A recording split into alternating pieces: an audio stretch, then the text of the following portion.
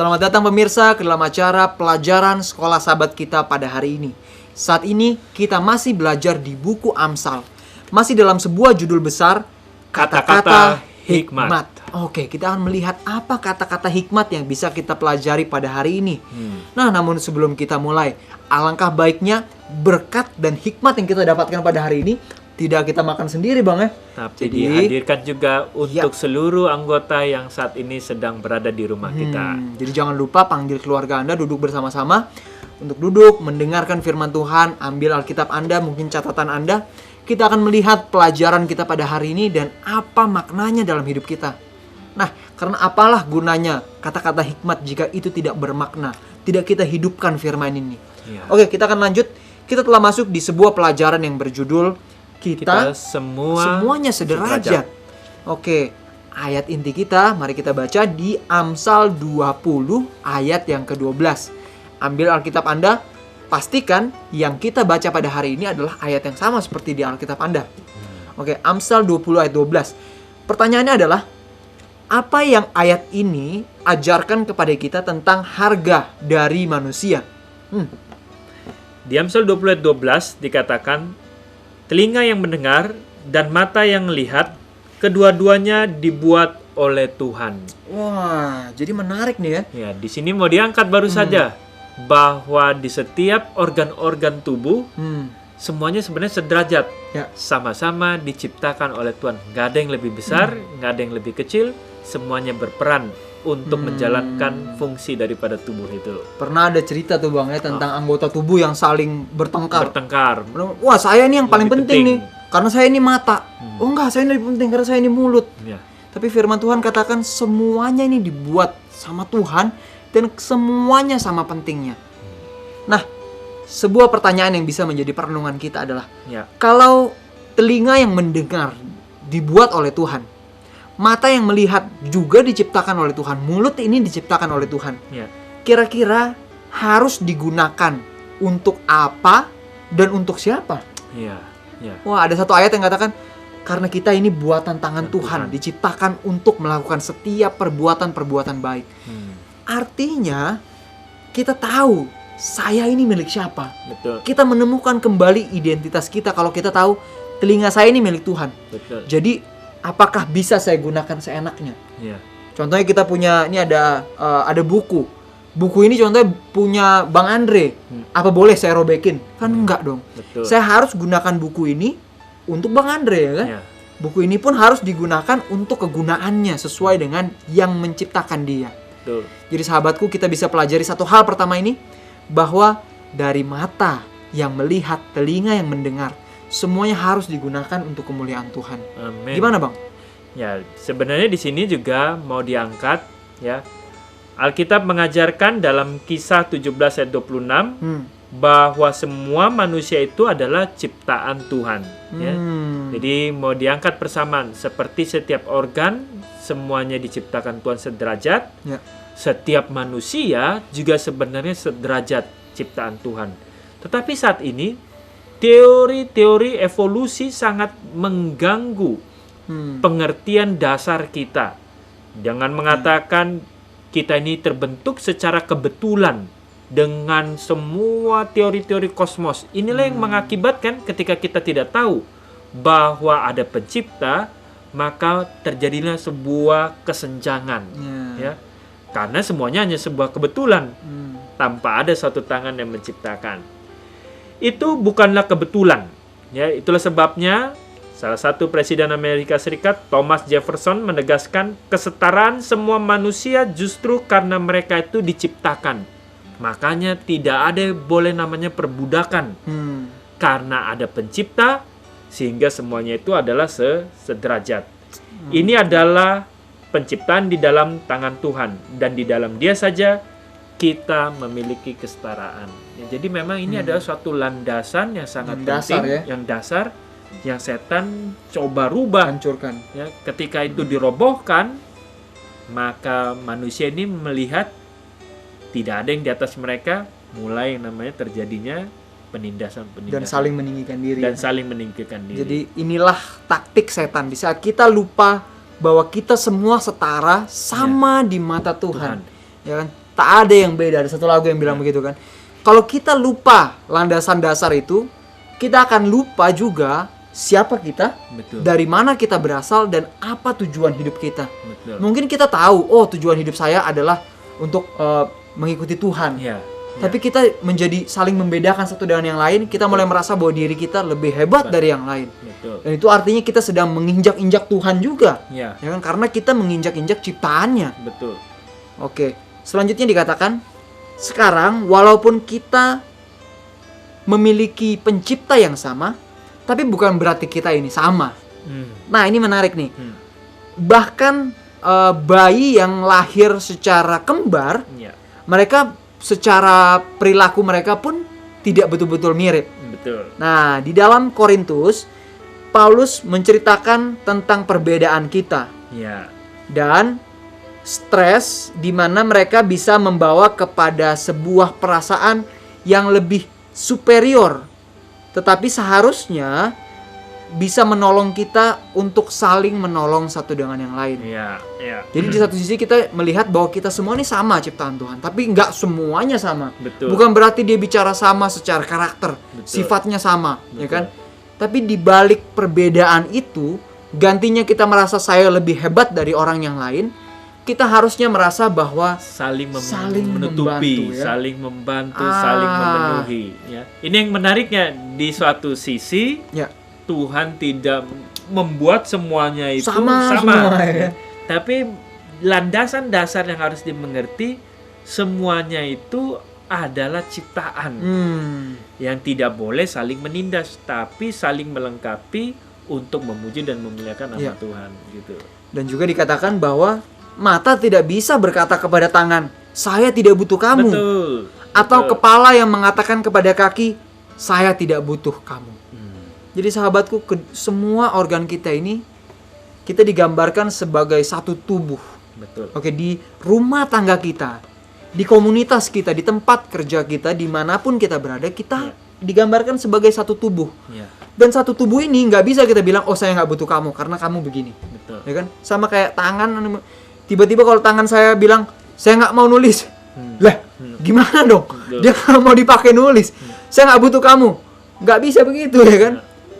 Harus menjadi satu kesatuan, baru lingkungan di rumah tangga kita bisa berjalan dengan baik.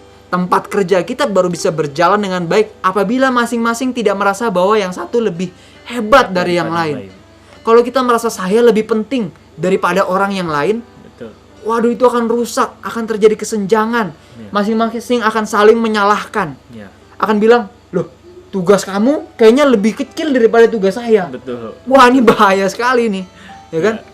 Gimana, Tentu Bang? dalam suatu pelajaran ini artinya bukannya tidak ada suatu sifat keinginan untuk menjadi lebih baik. Nah, Ya. tetap selalu berusaha Tetap harus berusaha menjadi lebih, apalagi ngerinya kita sama-sama aja melakukan keburukan. Nah, itu suatu hal yang lebih membahayakan lagi, ya. Tetap kita harus berusaha hari demi hari lebih baik.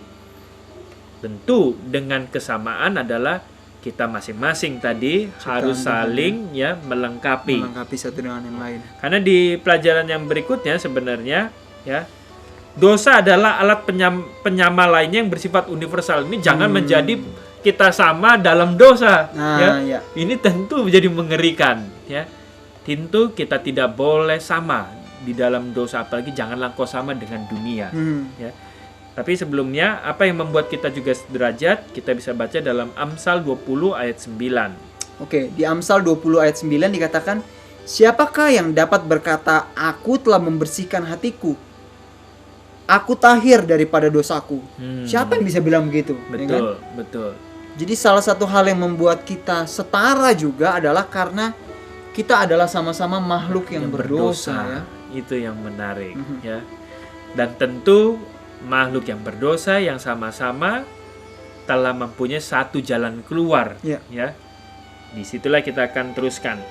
Di sini dikatakan untuk pertanyaan retoris Amsal tadi, jawabannya tak seorang pun menunjuk kepada kondisi manusia yang tragis dan tak berpengharapan. Bukannya artinya tidak punya pengharapan. Manusia semuanya lemah dan fana. dan semua uang dan kekuasaan di dunia tidak akan mengubahnya. Namun dalam konteks Alkitab, referensi kepada keberdosaan manusia seharusnya tidak menyebabkan putus asa. Kenapa? Karena kematian Yesus di kayu salib dan gak berhenti di situ. Kebangkitannya telah membuka jalan bagi siapapun, tidak peduli betapa berdosanya, agar memiliki janji kehidupan kekal. Dan kehidupan ini datang hanya melalui iman di dalam Dia, bukan oleh usaha kita. Ya, itu gambarannya. Jadi seseorang bisa saja memiliki uang yang lebih daripada orang lain, atau mungkin jabatan yang lebih tinggi daripada orang yang lain. Atau mungkin beberapa orang bisa saja sudah melakukan perbuatan baik yang berbeda dari orang yang lain. Atau mungkin reformasi-reformasi tertentu yang berbeda daripada orang yang lain. Akan tetapi dikatakan di ayat yang tadi, hati yang bersih dan kesetaraan di mata Tuhan. Hati yang bersih itu hanya Tuhan yang bisa berikan. Amen. Mungkin kita merasa saya sudah lakukan ini, saya sudah lakukan itu, tapi hati yang bersih, motif yang bersih, hanya Tuhan yang bisa berikan. Mengapa saya harus menyombongkan diri dan merasa lebih daripada orang lain? Betul. Hanya karena jabatan saya atau mungkin harta saya. Karena di mata Tuhan sama, dan seharusnya saling mendukung, saling menolong. Itulah mengapa alasan Yesus mati dan bangkit untuk kita.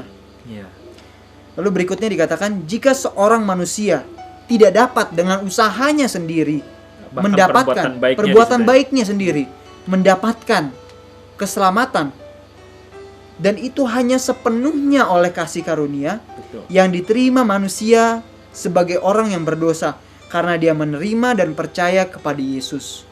Sepenuhnya adalah sebuah hadiah yang cuma-cuma. Amin. Jadi kita baca langkah pertamanya adalah seorang manusia itu harus menyadari keperdosaannya. Betul. Ya kan? Barulah dia bisa merasa bahwa saya butuh. Barulah dia bisa menerima dan percaya kepada Yesus. Betul. Pembenaran oleh iman ditempatkan jauh di balik setiap pertentangan. Dan setiap pertentangan ini berakhir pada saat jasa dari orang yang jatuh itu di dalam pekerjaan baiknya tidak akan dapat dia bisa peroleh sebuah kehidupan yang kekal di dalamnya. Apapun yang dilakukan, tetap saja di mata Tuhan. Hari demi hari kita mungkin masih melakukan dosa. Betul. Ya kan? Betul. Jadi kita harus menyadari yang pertama tadi bahwa kita adalah sama, setara di mata Tuhan. Bukan berbicara tentang setara dan sama di bagian karakter atau sifat. Tentu setiap orang punya latar belakang yang berbeda-beda. Bahkan di beberapa tempat dikatakan saat suami istri menikah bukan berarti si suami harus mengubah karakter istrinya. Tapi berjalan dengan waktu, di saat kita semakin mengenal Tuhan, tentu sifat buruk kita akan terus kita kikis. Dan kita di saat kita memiliki pandangan bahwa semua kita sama, kita akan bereaksi untuk saling menolong agar orang lain bisa berlari sama seperti kita. Bayangkan kalau kaki kanan saya melangkah lebih jauh daripada kaki kiri saya, langkah akan jadi seperti orang pincang, ya kan? Jadi tubuh pun harus menolong kaki kiri yang berjalan dengan lebih pendek untuk bisa menyamai gerakan dari kaki kanan. Seperti tangan yang bekerja. Kalau tangan yang kanan saya tidak bisa mengangkat beban yang lebih kuat daripada tangan kiri saya, saat saya angkat beban bersama-sama seperti ini, tangan kanan saya akan lebih gampang untuk jatuh. Karena dia nggak bisa kuat. Solusinya apa? Sebagai satu tubuh harus dilatih bersama-sama. Ya kan? Kita harus saling menolong, saling menjaga satu dengan yang lain. Apalagi di saat kita melihat setiap orang sebagai bagian dari keluarga kerajaan Tuhan. Wah, sangat indah. Gimana, Bang? Ya, jadi memang suatu pelajaran yang menarik pada hari ini yang kadang sudah menjadi hal yang tidak kita ingat kembali. Karena kembali mau diangkat, kalau kita dapat melihat kita ini sederajat, ya, itu kembali menyadarkan kita dalam kondisi saat ini yang saling berlomba-lomba untuk menjadi lebih unggul ya, lebih pintar, lebih kaya. Ini suatu keadaan karena memang dunia mulai mengajarkan kita lupa akan kesederajatan kita di mata Tuhan. Di mata Tuhan. Ini dua pelajaran yang sangat menarik. Pertama diajarkan kita ini sama-sama diciptakan, dan yang kedua sebenarnya kita ini udah sama-sama jatuh di dalam dosa yang tidak bisa ada keselamatan tanpa kasih karunia. Jadi udah dua double yang seharusnya membuat kita nggak ada yang bisa menyombongkan diri kita dalam keadaan dua tadi. Dua, pertama ciptaan, dan dua sudah dua-duanya jatuh ke dalam dosa, nggak ada yang bisa menyelamatkan ya, tanpa kasih karunia. Yang indahnya Tuhan tetap memberikan perbedaan-perbedaan di dalam karakter, bukan karakter, Dalam sifat sifat pembawaan, talenta yang berbeda-beda. Tapi dalam proses pemulihan kita harus semakin mempunyai karakter yang sama seperti karakter Kristus.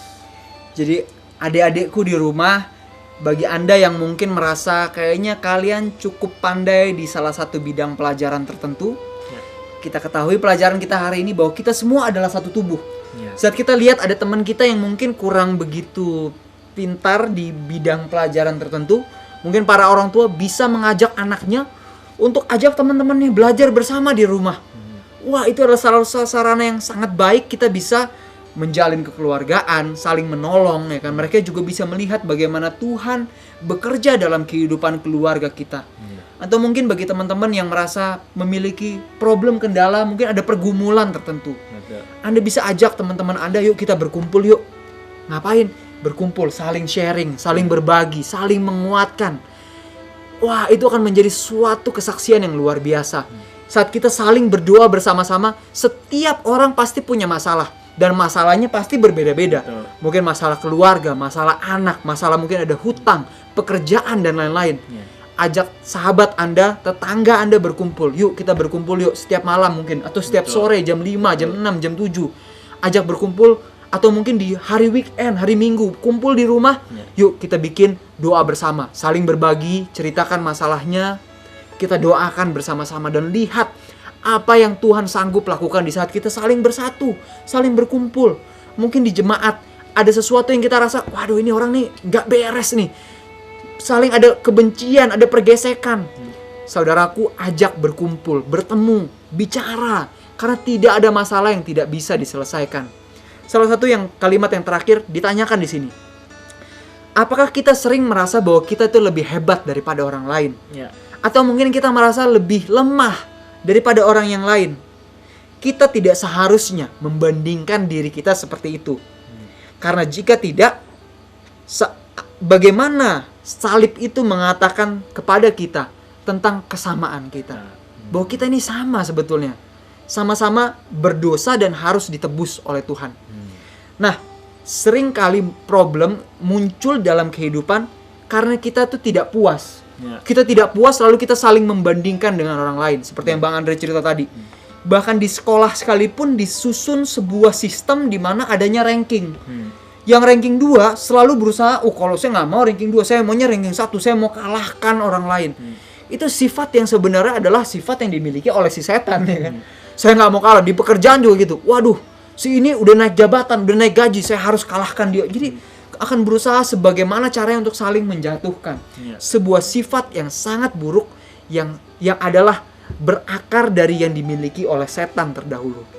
Jadi di saat kita tidak puas kepada anak kita, keluarga kita, tentu kita harus semakin lama semakin meningkat. Tapi sifat yang tidak puas, sifat yang saling sinis akan membuat kita semakin jatuh. Oke, jadi hari ini kita telah belajar. Di dalam pola pikir kita selalu kita tanamkan, pada hari ini katakan di dalam hati kita, di saat kita melihat kekurangan orang lain, katakan, Tuhan ciptakan saya dan orang tersebut adalah sama. Sama kami di mata Tuhan. Kalau orang itu sedang jatuh ke dalam sebuah kesalahan, Tuhan tolong saya untuk bantu dia. Tuhan tolong saya, gunakan saya Tuhan. Bagaimana saya dapat membantu dia? Beberapa hal yang bisa kita lakukan tadi, jangan lupa ajak keluarga Anda berkumpul, saling berbagi. Jika punya masalah, atau mungkin di skup yang lebih besar, ajak di lingkungan gereja Anda, mungkin di setiap hari Jumat, saat Anda sedang berkumpul, ya kan, beribadah, ajak ambil sebuah waktu saling berbagi. Jika punya masalah, saling ceritakan, dan bukan untuk digosipin tentunya, tapi untuk kita tolong, kita lihat apa yang bisa kita bantu dan kita doakan. Karena kita adalah satu tubuh di dalam Kristus. Biarlah satu tubuh ini saling bekerja sama, saling menopang satu dengan yang lain, saling membantu. Dan kita akan bersama-sama bekerja lebih giat lagi untuk kedatangan Tuhan yang kedua kali nanti. Oke, sampai di sini pelajaran sekolah sahabat kita.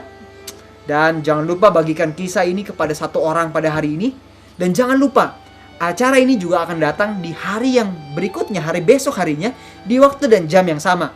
Jangan lupa ajak mungkin tetangga Anda, teman Anda, datang ke rumah, saksikan, dan kita akan belajar bersama-sama dari firman Tuhan. Oke, sampai bertemu lagi. Tuhan memberkati dan